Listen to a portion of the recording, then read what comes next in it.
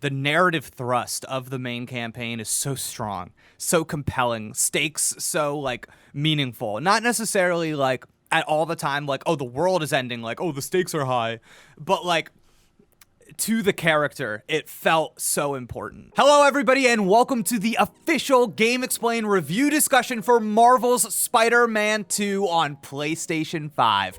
I got to play it, Adam got to play it, and we are here to give you our thoughts in this review. Adam, I'm going to start off with you. Coming off of Marvel's Spider-Man 2018, coming off of Miles Morales, Spider-Man 2, where does it land for you? What are your thoughts? I think it's the best superhero game ever made.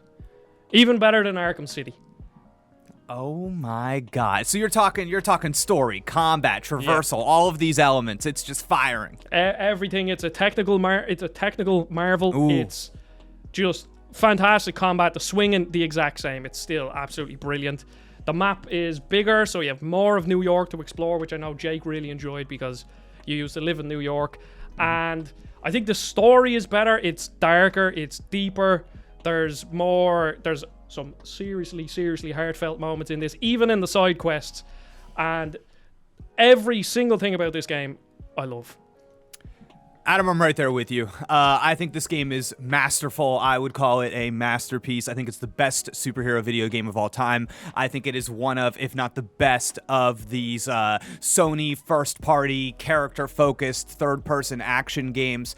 I am so blown away by this game. And I think I have had a little bit of a struggle with AAA sequels lately, where I felt like the original game hit so hard for me, and then the sequel let me down a little bit. It was too much of the same. And Marvel's Spider-Man 2 does not have that problem for me. I feel like they went back to the drawing board, and they made everything that was compelling about those first games more so. They said, how do we better articulate the feelings that we want to inspire in our players? The first thing for me is the combat. You do so much of it in this game, of course. Swinging around, going from combat encounter to encounter.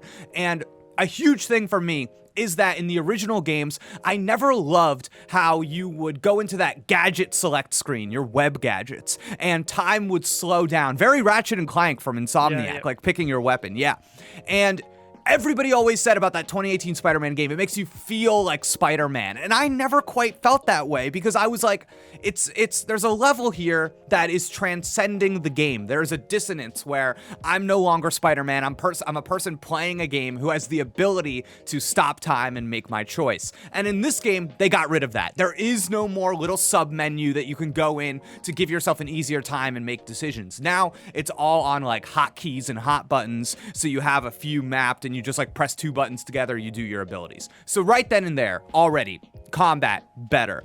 The web swinging. There's an option you can go into the menu to turn down the assistance of how much the game helps you steer, and for me, the web swinging feels far less canned and automatic, like it's on autopilot than it did in the first game. It's still very similar. You're gonna pick the game up. You're gonna know exactly what you're doing. It's gonna control well. It's gonna be familiar. But I do think there was a little bit less of a hand on the stick, and most importantly for the swinging, you have more options. You have more you can do while you're swinging. You have funny little tricks that you can do, and not like tricks you do in the air, but you can do that tether thing where you're on the ground. Oh, and yeah, pull, that move is so cool. Yeah. Boosh, and you can unlock a move that lets you do a complete 360 spin around, so you get a lot of momentum. That's amazing. But of course, the flight suit. The flight suit was something I was resisting when it was revealed because I play a Spider-Man game to swing. I'm not trying to fly. I was wrong. The flight suit is transformative to how this game plays, because what it does is it makes your brain, your mental stack, far more active, where you're looking at the environment going, okay, I flight suit here, I hit that little fan that shoots me up, and then you're really taking things in your environment that you weren't doing before. And for me, the biggest compliment for this game is the interweaving of the narrative and its gameplay. Not only are the small moments sentimental and meaningful and earnest and sweet, and they landed for me, but the big moments, the set pieces, they rival some of Spider-Man's best movies and animated stuff. It is like jaw-dropping. It is like amazing in a way that I forgot AAA video games could be, to be quite honest with you. And the stuff happening there, and the way I say interweaving with the gameplay, because my big issue with a lot of AAA video games lately has been that they don't understand completely that a big story beat, a big moment for the narrative should be accompanied by a transformative element in the gameplay. And this game gets that. They keep giving you a new thing, more stuff, surprises, a way that changes how you think about the gameplay, how you think about the combat, how you think about the traversal. And not only is it surprising, but it makes those narrative moments more impactful, more memorable, and like in your head, the degree of like becoming Spider-Man and becoming this new hero, it just keeps churning up and up and up, and I am just blown away with this game. Again, masterpiece, freaking fantastic. I came in thinking I was gonna like it. I did not. I cannot believe how impressed I am with this game. I think this is a must play. I think it's a game you buy a PlayStation 5 for. Yeah, just I don't even know where to go from there. I don't. Yeah. I think where to go from there is to just explain the opening sequence of this game and how it is. I think it just epitomizes absolutely everything that you said there. It gets story, it gets set piece, it gets just being technically brilliant. And basically, the introduction section is this big Sandman set piece where you and Miles are flying around, and the game is reintroducing you to all the previous mechanics from the other two Spider-Man games. But it's just how it does it is that you don't even realize that you're in a tutorial. Because I've played quite a few sort of older games, like say PS3 gen recently, and one thing that a lot of them games did wrong was that when you are in a tutorial, you feel like you're in a tutorial. You feel like the game is holding you back so that it can teach you whatever it's trying to teach you. But here, when you are swinging around a massive Sandman in the middle of New York, you are like, oh my god. This game is teaching me all of these mechanics, teaching me how to swing, it's teaching me how to dodge things. But I don't care because I'm just enjoying it so much. And oh my god. Yeah. Like on the technical side, sand, like having that sort of animated sand is always just like, it's always a disaster in games. It either doesn't look good or it tanks the frame rate. But this game, from how it looks to how it runs to how it feels, like Insomniac, I think we all knew Insomniac are absolute wizards. They have been wizards since the PS1 era. They've made all of my favorite games, Spyro, Ratchet, and now this is my favorite, probably my favorite sort of Ubisoft checklist open world game. And every single thing that they touch just turns to gold, because I don't think they reach the narrative heights, let's say, of other studios, like say a Naughty Dog. While I still enjoy their stories, I just think Naughty Dog are just an extra step above them. But I think the average quality of everything that they do is higher than any other studio around.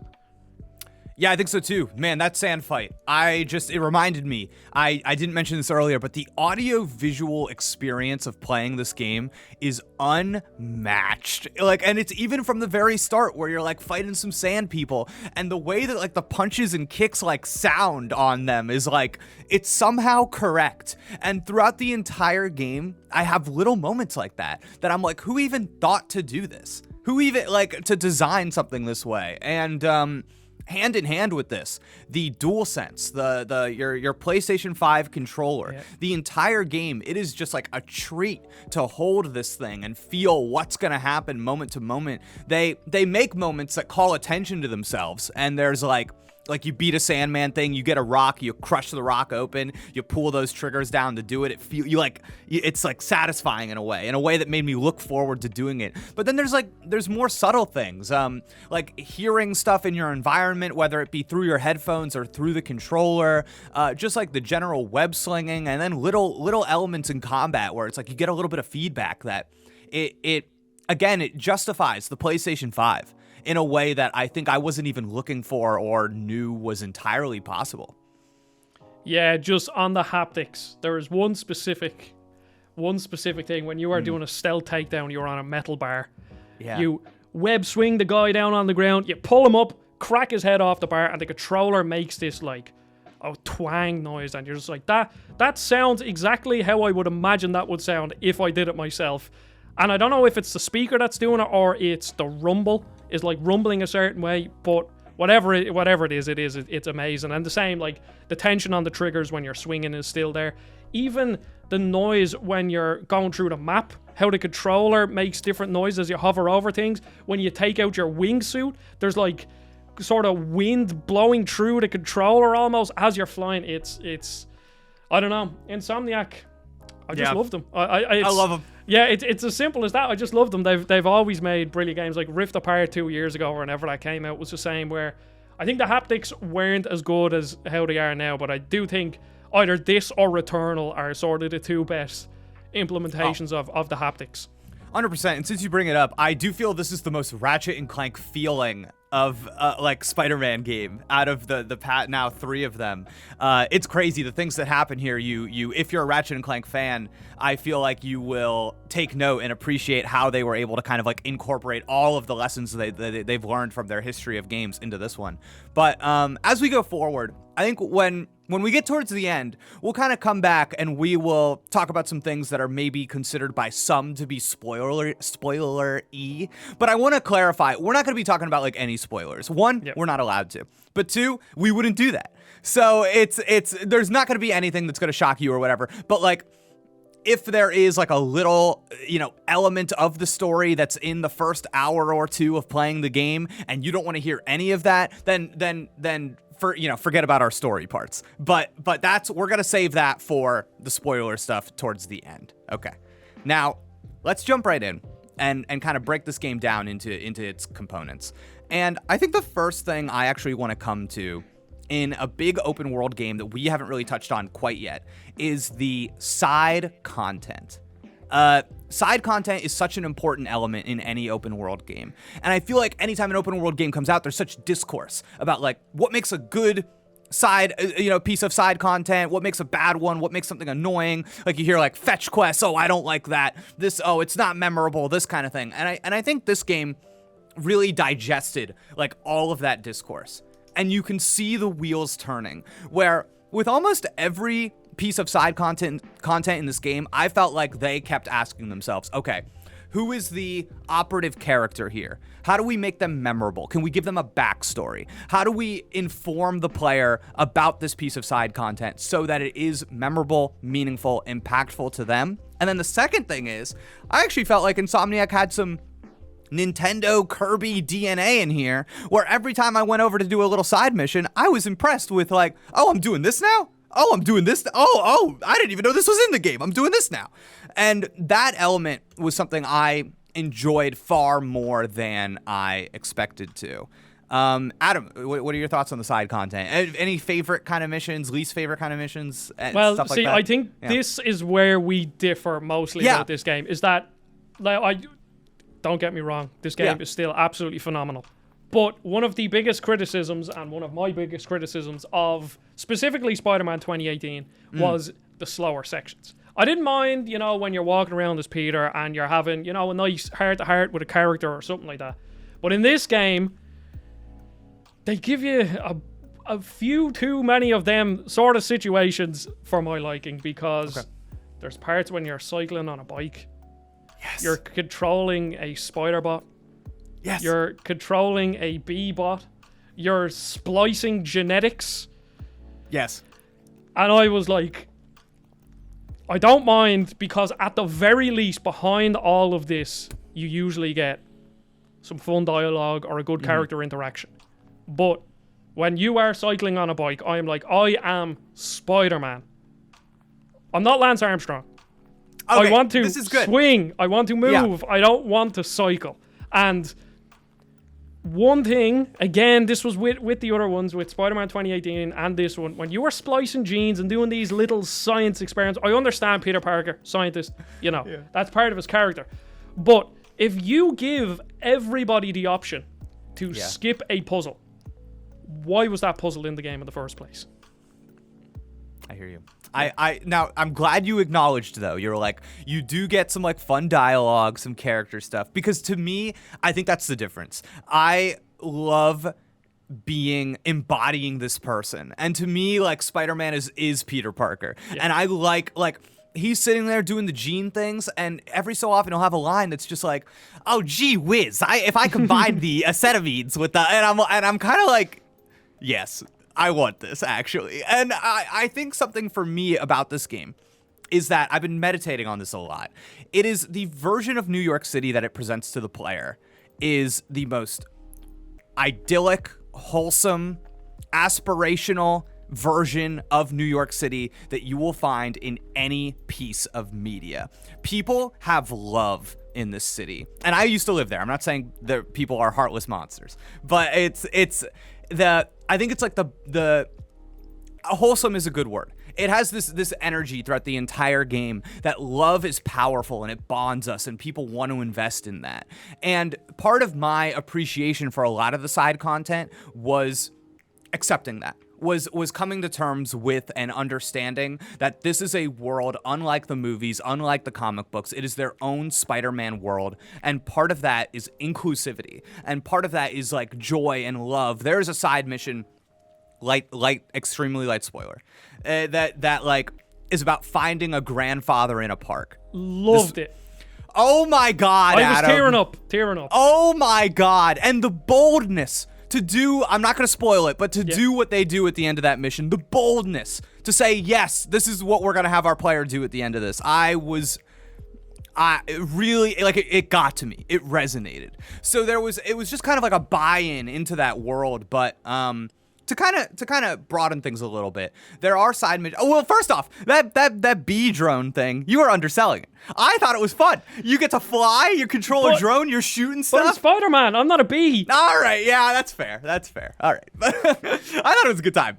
So there are missions where it's like, okay, there's a base of bad guys. You got to stop them. It's like, that's classic Spider-Man stuff. You get some new tools this time around. You get like the ability to kind of Batman Arkham like create a line, and you can go back and forth on that line, web people up. Like, that was a lot more fun than I expected it to be. Yep.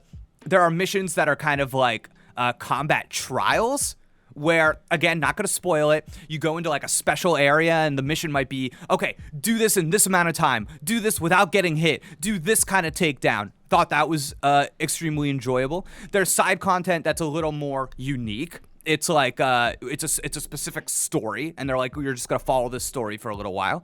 And there's like collectibles to collect, but the big one for me was taking the photos around New York City, and you send them to an NPC, and then that NPC kind of like just gives you some like fun little dialogue about what that area means and what it means to them, what it means to the city. And it actually landed. Something very hard, I think, to do. It could have been so boring and whatever, but I looked forward to hearing that guy tell me about New York City. What a good time. Yeah. For the side quest one, again, completely spoiler free, it's the music side quest.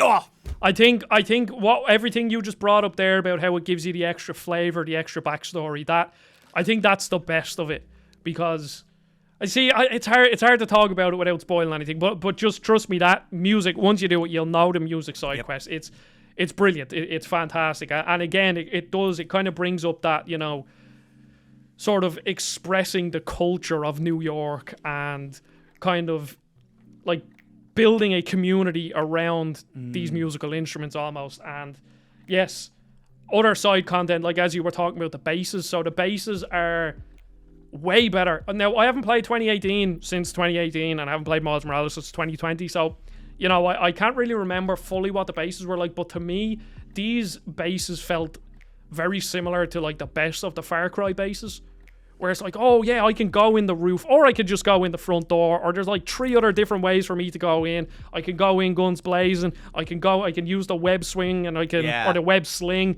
to build a line, and then I could start stealthing people, and I think they were just way better. And then from a design standpoint, when we're talking about the world, so there's 2 things that I think about when I think about open world games. One, if the actual game loop is fun, then regardless of what the side content is, the side content is going to be pretty fun in a checklist open world game. And swinging around Spider-Man, always going to be fun. The combat here is, I know we're going to touch more on it later, but the combat is absolutely fantastic, especially the aerial combat. They really did a great job there. And then secondly, when it comes to open world games, how often do you look at your map? And I looked at my map like before I was doing cleanup at the end, when you're just kind of being very clinical about it. I maybe looked at my map 5 or 6 times, because when you're flying around, right click or click in the right analog stick, it sends a pulse. And then from there, you don't need to open your map. You can see where all the wind shafts are so that you can get around quickly. You can see, oh, there's a base over there. Oh, there's a spider bot over there. Oh, there's that. And you're never looking at your map, ever.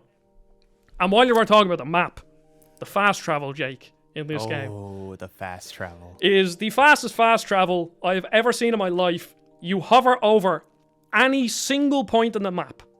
It's not like you have specific points where the game kind of keeps it in the background. It's like, oh, well, at any point they might want to click here, so we'll kind of somehow keep this rendered in the background. No, doesn't matter where you click. Hold down triangle, takes maybe, 1.5 seconds, and then bam, you're in. I was absolutely blown away. That's a little delight in this game. This game is full of little delights. Another little delight in Marvel's Spider-Man 2. Random crimes. This is a big part of being Spider-Man. You know what I mean? You're on your way to go do something, and then the police. Okay, I gotta go help. And you run over and you go to go help, and maybe you're playing as Peter Parker, and you go, wait a second. Miles Morales is already here stopping the crime. So you help him out, you clear out all the bad guys, and then you walk over to him. And what do, Adam? Do we want to say it? Oh, should we not say it? I don't know. Should we? I thought we were going to say it. Okay, we'll say it. Okay. Do it, Jake. All right. They do the little points? Yeah, they just point at each other. And then there's other ones where they hug. Yeah. And it's just, it's very, very wholesome. And like, as they're doing it, they're quipping to each other. And I think, random question, Jake. Does that make you want to have co-op? Yes. Yeah. Yes. Okay. Yes. I've always been that person though. Yeah. I'm a co-op sicko. Yeah. Well, you enjoyed Gotham Knights, so. I did. Like, yes. No, but it's not. Let's not bring up Gotham Knights in this review. Okay, but as you were talking about that band mission earlier, it reminded me of something I wanted to bring up, which is the not just the wholesomeness, but sometimes the authenticity in the characters and the people that this game is representing.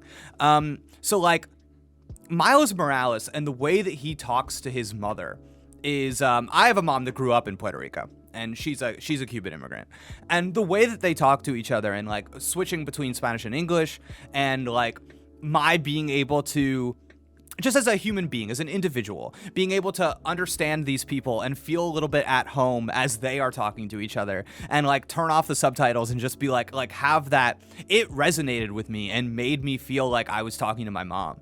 And I say that I've said that so few times in my entire life.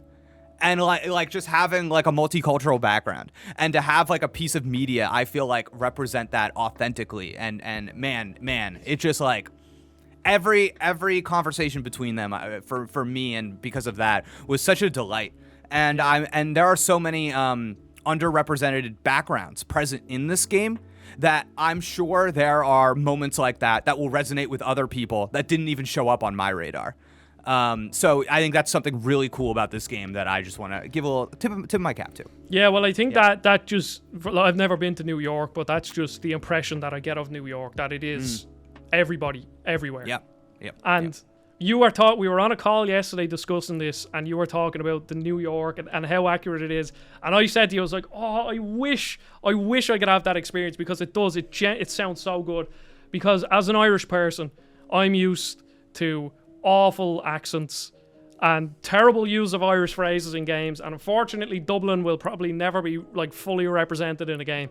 So I'm happy that people from New York have that, because I'll just never have it. Yeah, it's transcendent. It is crazy to just like know where I am in the city and say, oh, I'm going to go to my first apartment, I'm going to go to my second apartment, I'm going to go to where I went to grad school, and see what they put there. It is a transcendent gaming experience. But now I think is a good time to transition into just kind of what makes the combat so good. And as you and I have been talking, I've really been reflecting on why I think the combat is so much more spectacular than it was in the first couple of games. And I think obviously that thing I mentioned before about that submenu, that's huge for me. But also, I think that they've balanced it in a way that is noticeably different from the past couple of games. Now, I played on the hardest difficulty that's available to you when you start the game.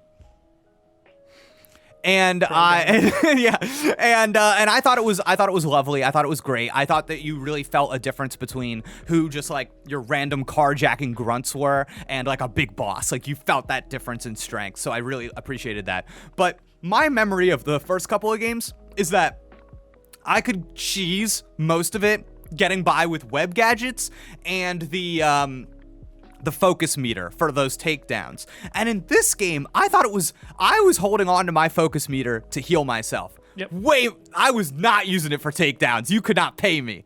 And something they did about balancing out how much focus you get, how effective the web stuff is. And I do think they made the web stuff more situational, less get out of jail free. But what was your experience with the combat? I think it was just overall just better. It felt more fluid. Yeah. And I touched on it earlier, but specifically the aerial combat, like it felt like I could literally juggle every single enemy at any given time and rack up 80 hit aerial combos. Like there was actually one where, you know, when you do the web swing, you hold square into the web swing. Of course, and then you can get a skill where if you press triangle straight after that, you knock the enemy even higher. And then I was juggling them, and then I was zipping someone else up into the air and everything. And yeah, it was just, it's just the best example of Arkham combat I've ever seen, because it melds in the hand-to-hand combat. It's also, you know, even on normal difficulty, like I died like 2 or 3 times. I don't really remember dying in the first 2 games, like at all. And it's like it later on, as you start to unlock different factions of enemies and different types of enemies, it forces you to do different things. Because from my memory, again, I could be wrong, but from my memory, it's like I can remember kind of having almost a one-size-fits-all like method to kill pretty much every enemy, except for I think there was the Sable enemies in the air that had the guns, and then the shield guys. But here it's like every new type of enemy that I met either needed a different gadget, or if I zip towards them, they would attack me straight away. So I'd have to get ready with a parry. The parry is new, isn't it? The parry is new, Adam. And the parry... Yeah, the parry's awesome. It's so well implemented because, well, first, parrying is one of the most satisfying things you can do in games. But as I was saying, like, there are certain enemies that if you zip to them or you do something that to a normal enemy, they would get hit. They don't get hit. They come back with a straight attack, and you can either dodge it or block it straight away. And then there's super... What are the abilities, the ones that you have to dodge instead of parrying them? And you've, like, 4 different gadgets. You have a load of different like abilities to use between Miles and Peter, and there's just so much, and the skill tree has a slight bit of options to it. Every second or third thing you can choose between which one you'd prefer, and that's where I really built them into complete aerial monsters. Because I dealt more aerial damage.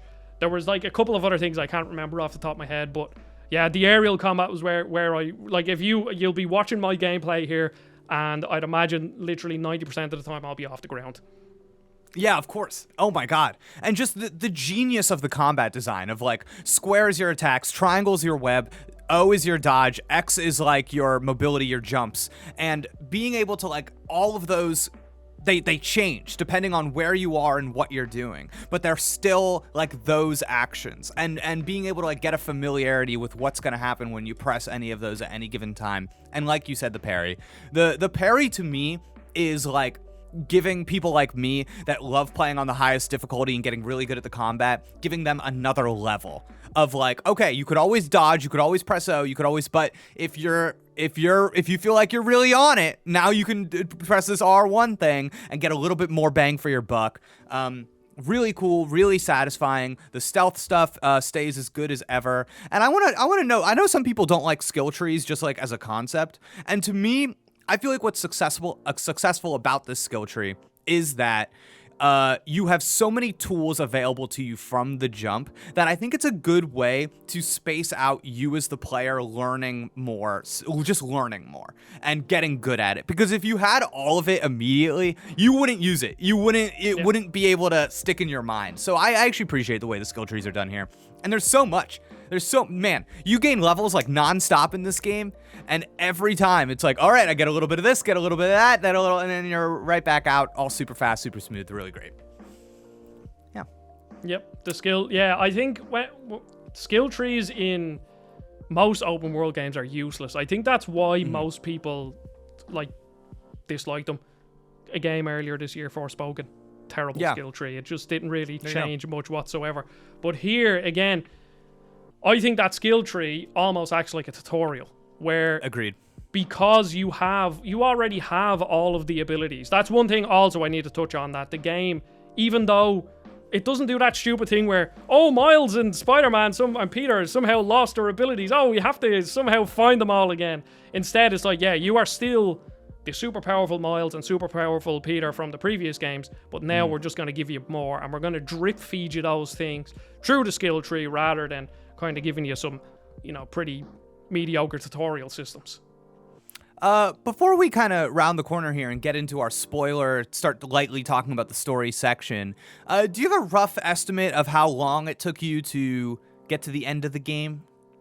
I think to get to, I've 100%ed at all the districts. Lovely. I have obviously beaten the story. Yeah. And I have a couple of mop-up trophies to do, I think, of about 23 hours. Okay, yeah, I think I was maybe a little more leisurely than you. So to just beat the story, I felt like I was in between 20 and 25 hours. But I was, swinging around, doing side content, doing whatever. The game feels long to me. It felt like a long, it felt like a big chunky game, yeah. Yeah, because I came out of this game kind of almost wanting a slight bit more. Not much more, but maybe one or two extra missions in the side quest trees, or maybe one or two extra story missions. Not because the story felt incomplete or anything, just to kind of give me more of it. And that is a way better situation to be in than this game being, because I know, there's a big discourse. Oh, this game is only 25, 30 hours. Oh my God. It's like, it's 25 or 30 hours of some of the best open world game you will ever play.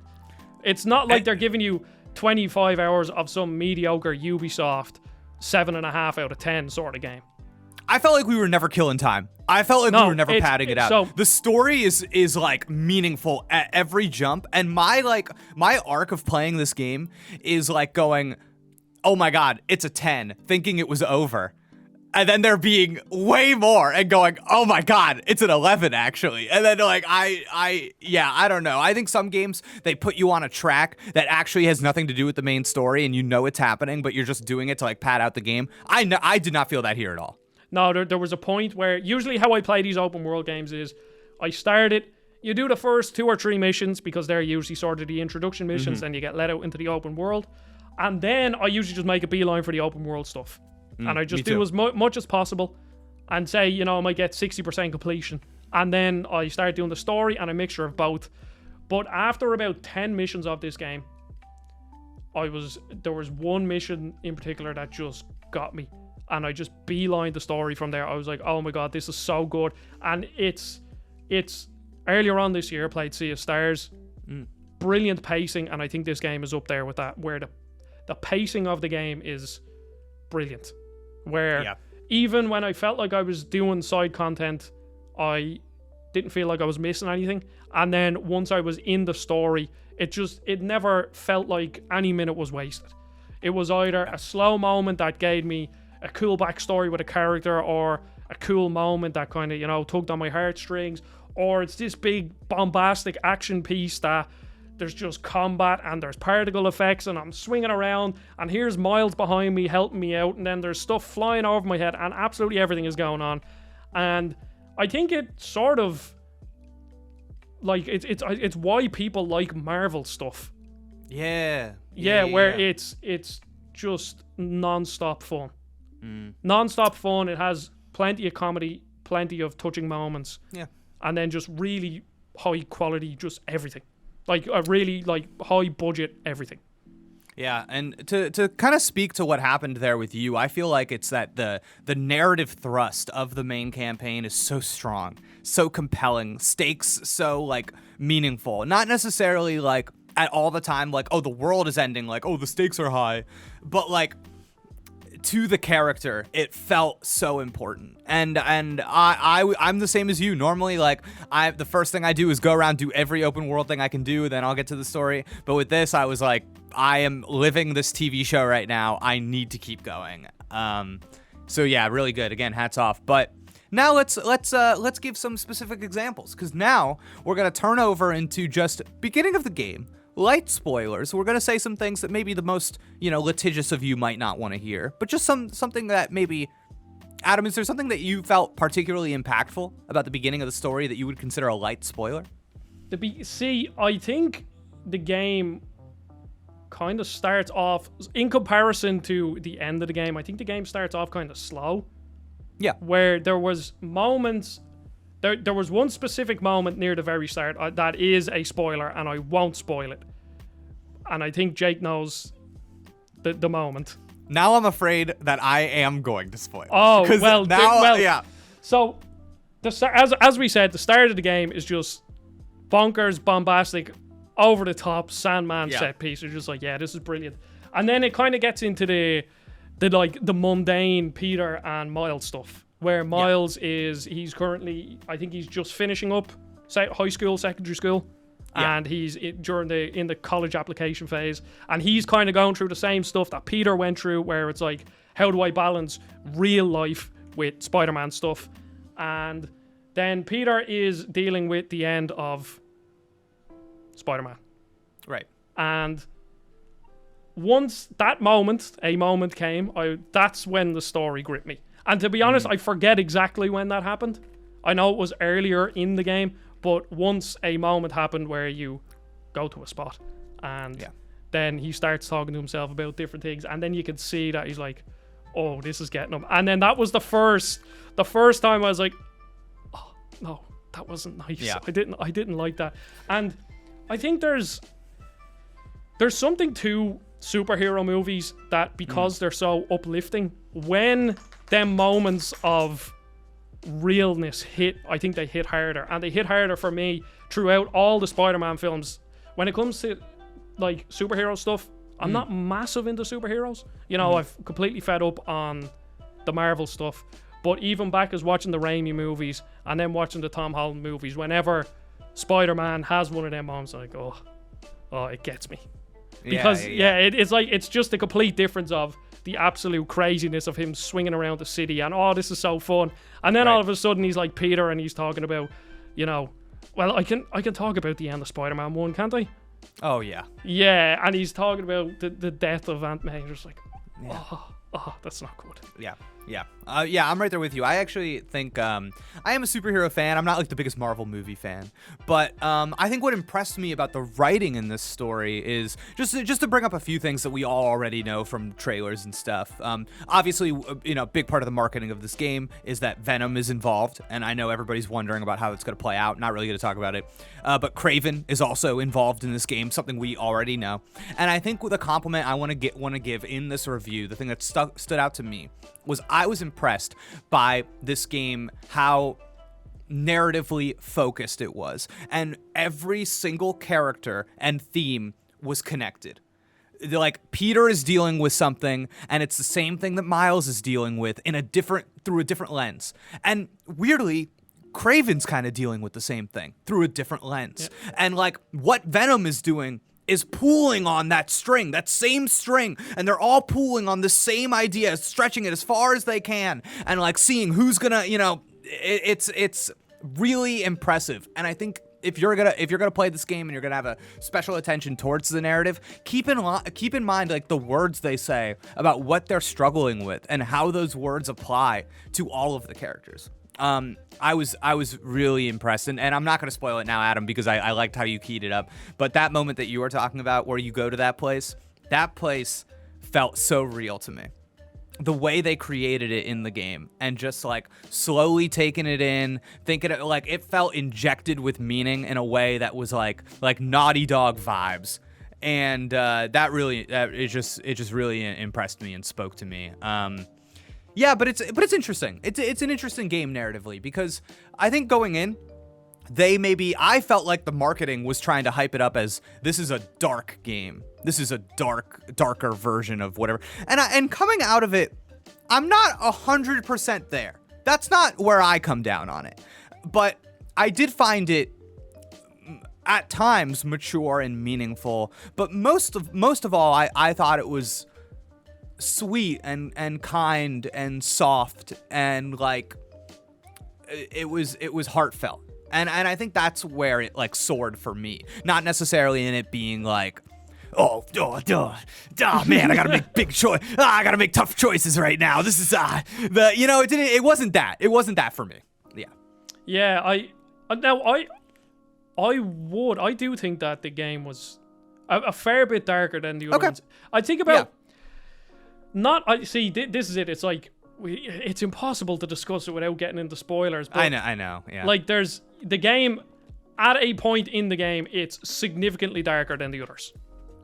Agree. Yes. Obviously. Yes. Yeah. Yes. Yeah. And what is literally going on? And I think that might surprise people. I think it might take some people by surprise. There's one point in my mind where they cross a line, and I was a little bit like, all right. I think I know what moment you're talking about. Yeah. So, yeah.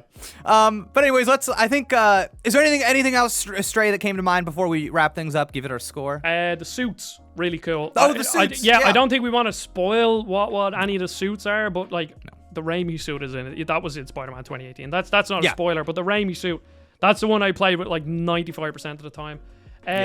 Special mention to the bosses.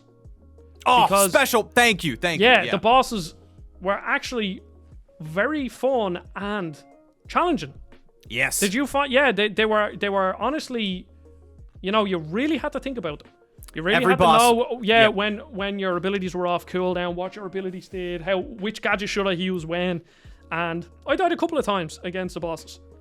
Oh, 100%. And you feel that, to me, it's like the dichotomy between fighting a bunch of enemies, kind of like zipping around, being up in the air, using like that way that Spider-Man fights, and then having to, meet this boss that maybe is more of like an immovable object. That is like a thick, chunky, strong guy, and being like, okay, now how is Spider-Man different fighting this thing? And you feel that difference. You go, oh my God, he's not as good here. He's not as good against this as he is against those other.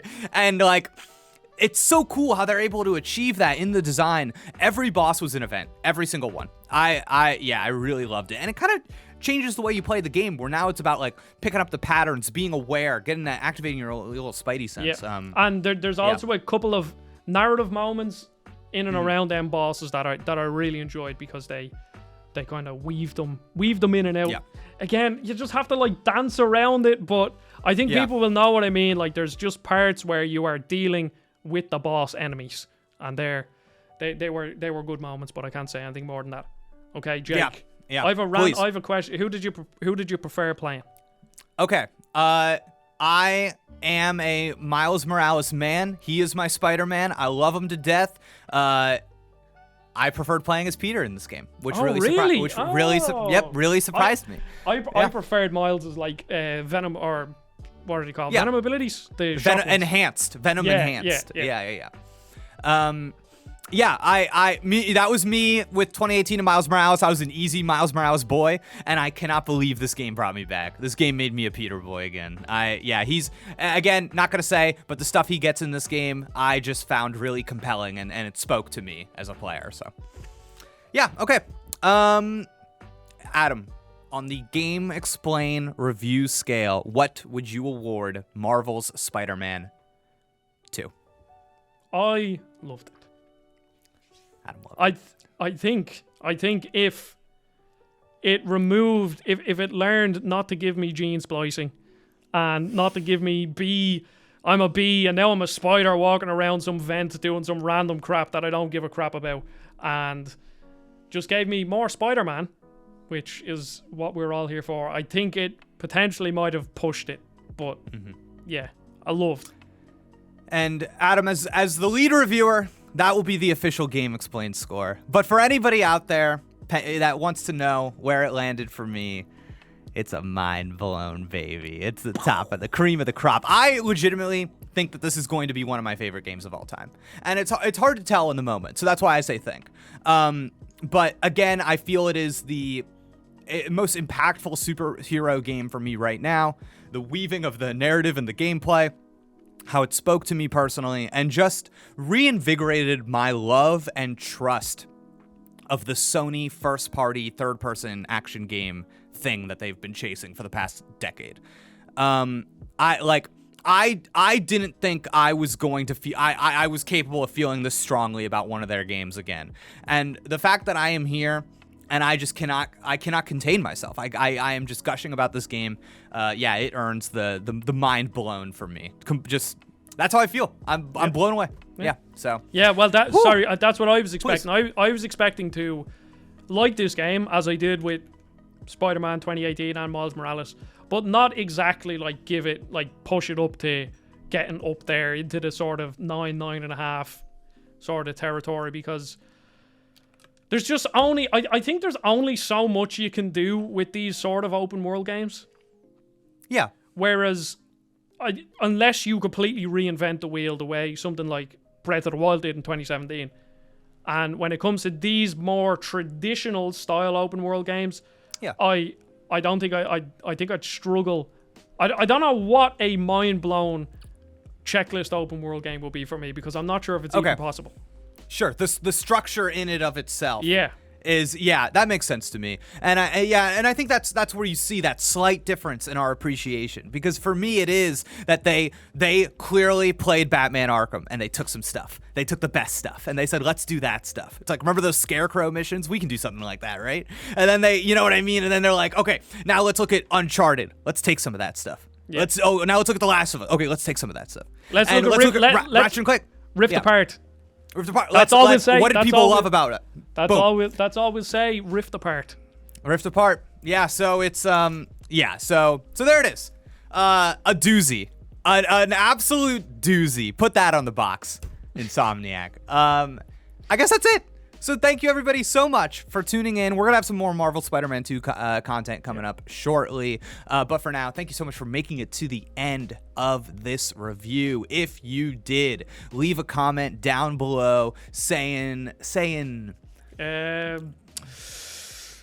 Adam is better at Spider-Man than Jake because he completed a single trophy before him. No, we're gonna make a guide. We're gonna have to make a guide about that trophy. I'm gonna need that help. But Spider-Man fans, I think I want to hear from you the most. People out here reading the comics, watching the movies, that love Spider-Man. Nerds. What do you want to see in this game? Yes, like me, baby. What do you want to know? What costumes do you want to see? Stuff like that.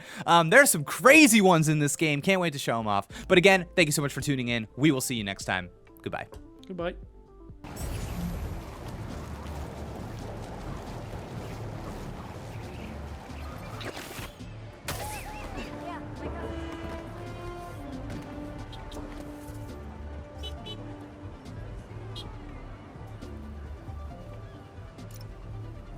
Yeah, that'll definitely work.